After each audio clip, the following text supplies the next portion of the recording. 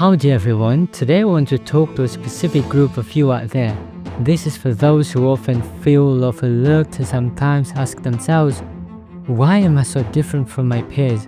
If you feel like you're not on anyone's radar, like your presence or absence in school or social circles goes unnoticed, then this is for you. If you've ever felt like you're not favored by your environment or social circle whatsoever, always the underdog, not popular, or even feeling unnecessary, then you're in the right place. For those of you who have ever been the butt of the joke, the doormat in your group, seen as weird or awkward, and maybe even told you'll never succeed, does that ring a bell? If so, listen up. Know that all these experiences are actually a blessing in disguise. Why? Because for that particular reason, you'll be able to move freely without the burden of others' expectations about your future. You'll find yourself in a guerrilla mode, silently becoming a better version of yourself without anyone noticing. We have the mentality of nothing to lose.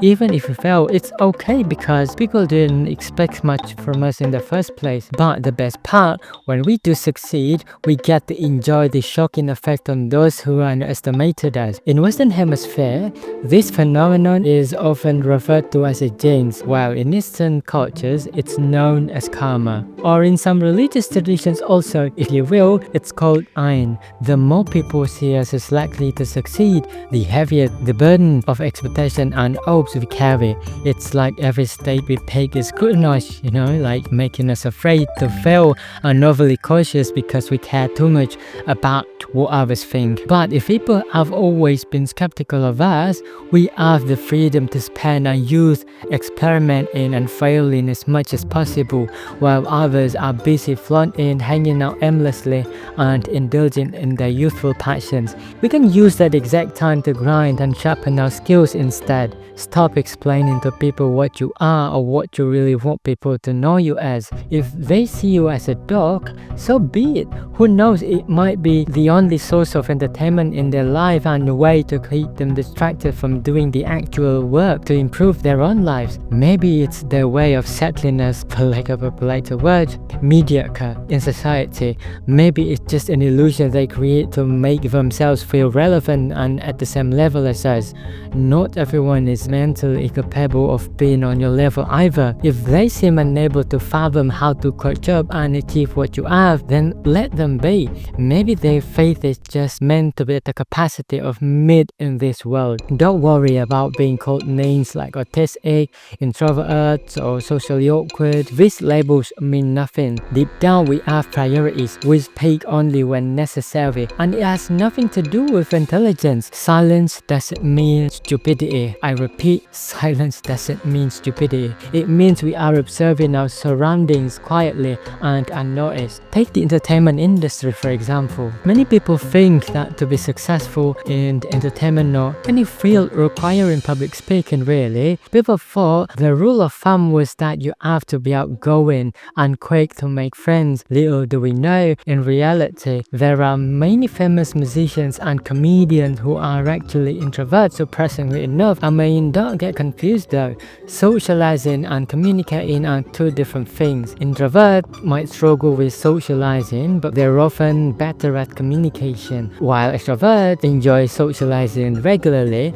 Many introverts are actually good communicators. They speak when it's necessary, focusing on quality over quantity. Extroverts, on the other hand, are often loud and draw energy from socializing to connect with others frequently, whereas introverts only speak up when there's something important or meaningful to say. So once again, I can't stress this enough. In any setting, whether it's work, school, your neighborhood, or any social environment really, if you find yourself being the dumping ground for everyone's stories, just listen, let them talk. It might be their one and only way of seeking validation, their way of climbing a bogus status game, their way of getting recognition might be.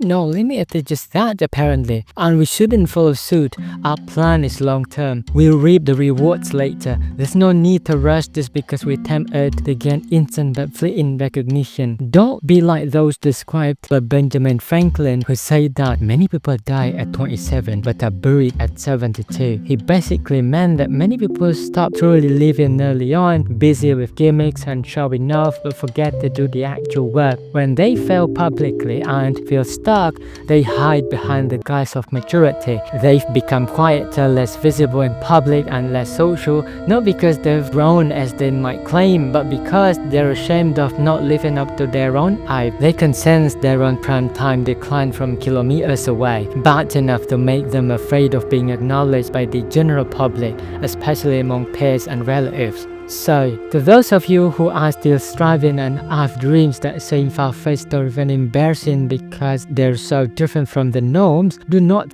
give up. Stay focused. Don't rush to share your dreams with others before they materialize. Everyone has their own quota of blessings in life. What seems absurd or impossible to others might just be a regular goal for us. Don't reveal your life plan prematurely.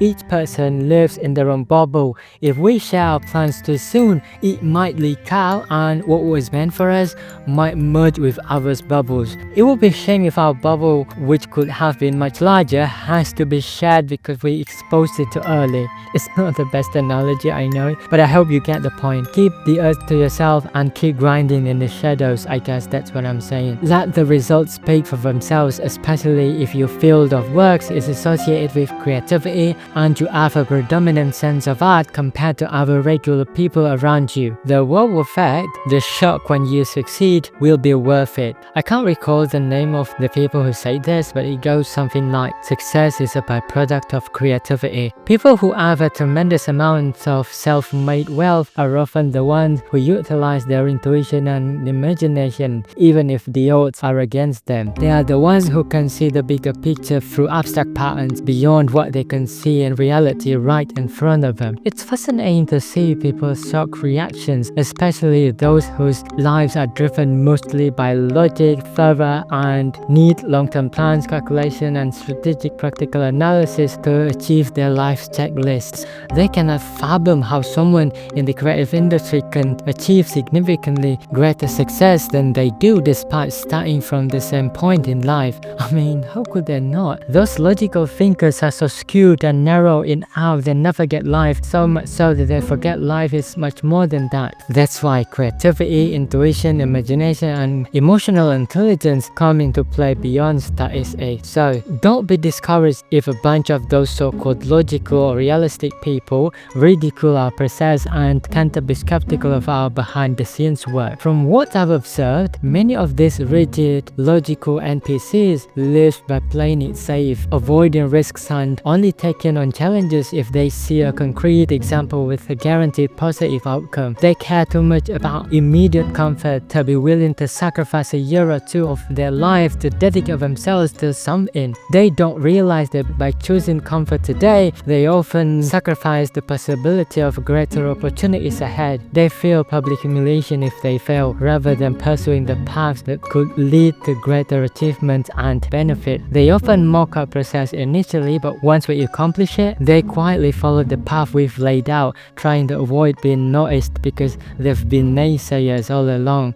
They either secretly adopt our approach or do nothing to protect their ego, hesitant to admit our way is better. In the end, this mindset often leads to bitterness. And look, I don't mean that you should seek validation or become a people pleaser. As a matter of fact, if you excessively showcase your personal achievements to the general public, especially to those who see themselves as less fortunate or are economically far worse off than you, it can provoke envy, which may pose a risk to your safety. Historically though, envy towards power and success has often led to catastrophic events. For example, consider the assassination of the Tsar during the Russian Revolution, the French Revolution, Gaddafi's downfall in Libya due to his extravagant lifestyle, or the anti-Asian sentiment in the US, where Asians are the highest earning ethnic group, not to mention the rise of the Nazis who exploited the Holocaust to scapegoat Jews, a minority that controlled banks and significant economies economic sectors in Germany at the time. Well, that's a topic for another episode, I suppose,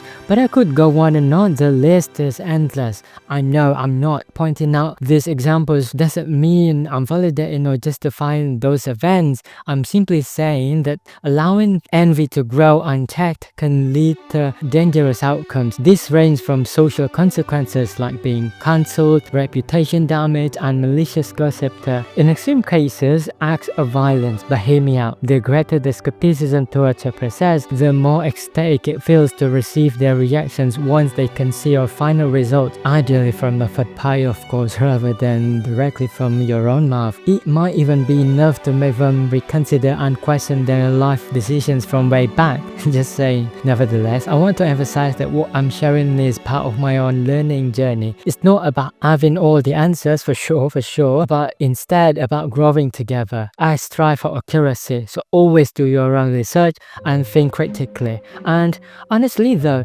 ranting/yapping about all of this is actually a burden for me personally. Whether to share or not share, both options are tough, you know. Keeping it to myself haunts me, but sharing raw on the other hand conflicts with my superstitions that could backfire and jeopardize my life. The scariest part is that it could make me fall into the trap I'm warning you about. I'm a bit worried that sharing all of this might force a signal to my brain as if I've already reached a Zen state or some sort of destiny or whatever, which I clearly haven't, obviously. In fact, I am way far from it. So, bloody hell, now I'm in a reflecting state, innit? Have you ever heard though that if you're sharing this kind of discussion can potentially cause us to start pursuing the exact thing we're talking about? I've heard that something called social reality effect, where our motivation vanishes by giving us a permanent sense of accomplishment right after we share it with others. Exactly what I'm doing right now, ironically. I don't know, man. Sometimes I believe if we just brand ourselves as the least bright, the poor, the stupid one, the quiet one in society, I think that's the good way to play it safe in this world, to prevent people one way or another from second guessing our moves in life. Though to be fair, the old saying that sharing is caring might benefit people and all that good stuff, we still need to be cautious because it might come at a cost, especially where sharing permanently like this while I'm still learning it myself. Anyways, enough of the derail, let's get back on track. If you're seeing this, it means that I decided to post it anyway and chose to bear its burden myself, I guess. So in a nutshell, basically we're playing the long game, and in this game, patience and persistence are key. Don't get caught up in the need for instant gratification. Let others have their moment of their validation. A time will come, and when it does, it will be undeniable. So next time someone tries to belittle you or make you feel less because you're not the loudest or the most popular, just smile. You know you're on a different path, a path where each step you take is deliberate and each failure is a lesson.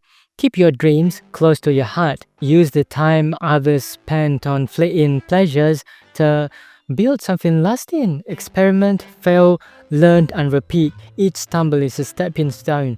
Don't let the noise around you deter you. There's power in being underestimated. Use it to your advantage. Move silently, but make sure every move counts. Your story is unique and your journey is yours alone. Seriously, just embrace it. Don't cut the ears, buts, maybes and asterisks for God's sake. So to wrap things up, to all the underdogs, the overlooked, the underestimated, your time is coming. Stay patient, stay focused and keep grinding. The world might not see you now, but when they do, they'll be in awe. Nevertheless, I hope you don't get the impression from all of this that I'm being preachy.